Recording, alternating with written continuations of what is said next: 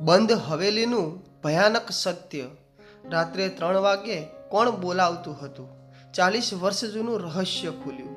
શું તમે ક્યારેય વિચાર્યું છે કે કોઈ અજાણ્યો અવાજ રોજ એક જ સમયે તમારું નામ લઈને બોલાવે તો શું કરશો? જો એ અવાજ કોઈ જીવતા માણસનો નહીં પણ 40 વર્ષ પહેલાં મૃત્યુ પામેલા વ્યક્તિનો હોય તો? આજે હું તમને એક એવી રહસ્યમય કહાની સંભળાવીશ જેનો અંત તમને ચોંકાવી દેશે. એક નાનકડા ગામમાં મનહરભાઈ નામના ખેડૂત રહેતા હતા.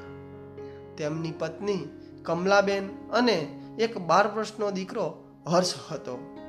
પરિવાર ખુશ હતો, પરંતુ છેલ્લા કેટલાક દિવસોથી મનહરભાઈને એક અજીબ અનુભવ થવા લાગ્યો. દરરોજ રાત્રે બરાબર 3 વાગ્યે કોઈ ધીમા અવાજમાં બોલાવતું, મનહર, બહાર આવ, સમય થઈ ગયો છે. પહેલાં તો તેમણે સપનું માન્યું, પણ બીજા, ત્રીજા અને ચોથા દિવસે પણ એ જ થયું. એક રાત્રે હિંમત કરીને તેમણે બારણું ખોલ્યું. બહાર કોઈ નહોતું, પણ ભીની માટીમાં પગલાં હતા. આ પગલાં ગામની બહાર આવેલી વર્ષો જૂની બંધ હવેલી તરફ જતા હતા. ગામમાં કહેવાતું હતું કે આ હવેલીમાં 40 વર્ષ પહેલાં એક જમીનદારનું આખું કુટુંબ રહસ્યમય રીતે ગાયબ થઈ ગયું હતું. ત્યારથી કોઈ ત્યાં જતું નહોતું. બીજે દિવસે મનહરભાઈએ ગામના સૌથી વૃદ્ધ માણસ દાદા કેશવજીને આ વાત કહી. કેશવજીએ સાંભળતા જ ચહેરો ઉતરી ગયો. તેમણે કહ્યું, દીકરા, એ હવેલી પાસે જવું નહીં.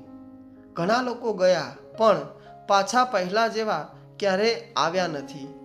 પણ મનહરભાઈને શાંતિ નહોતી. ત્રીજી રાત્રે ફરી અવાજ આવ્યો. આ વખતે તેઓ લાલટેન લઈને પગલાં પાછળ ચાલ્યા. હવેલીનો મોટો લોખંડનો દરવાજો વર્ષોથી બંધ હતો, પણ આજે એ પોતે જ ધીમે ધીમે ખુલવા લાગ્યો. અંદર બધું ધૂળથી ઢંકાયેલું હતું. અચાનક ઉપરના માળેથી કોઈ ચાલતું હોય તેવો અવાજ આવ્યો. ઠક ઠક ઠક. મનહરભાઈએ લાલટેન ઊંચી કરી. સામે દિવાલ પર એક જૂનો ફોટો હતો, અને એ ફોટામાં દેખાતો માણસ બિલકુલ મનહરભાઈ જેવો જ દેખાતો હતો.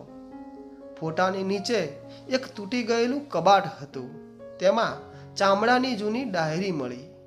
ડાયરીમાં લખેલું હતું, જો આ ડાયરી કોઈ વાંચે તો સમજી લે કે અમારો વિશ્વાસઘાત થયો હતો. અમને કોઈ ભૂતે નહીં પણ અમારા જ લોકોએ મારી નાખ્યા.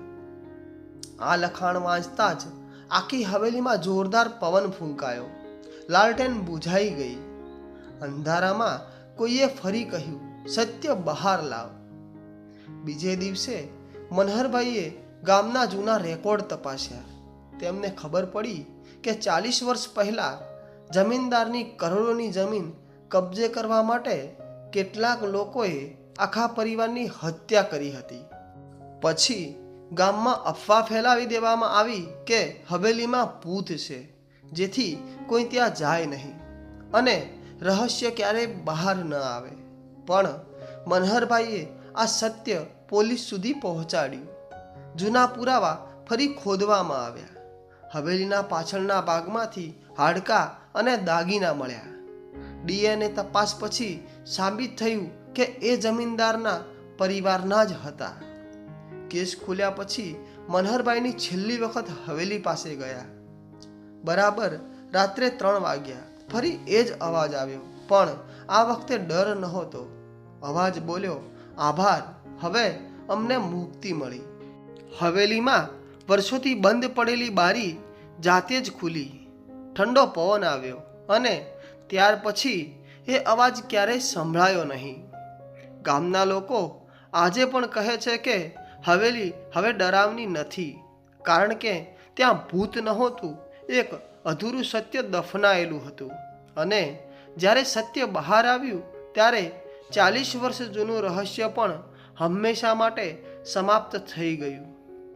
મિત્રો, આ કહાની તમને જરૂર પસંદ આવી હશે. આવી રહસ્યમય કહાની તમને પસંદ હોય તો આ વિડીયોને લાઈક કરો અને અમારી આ ચેનલને સબસ્ક્રાઈબ કરો. આભાર.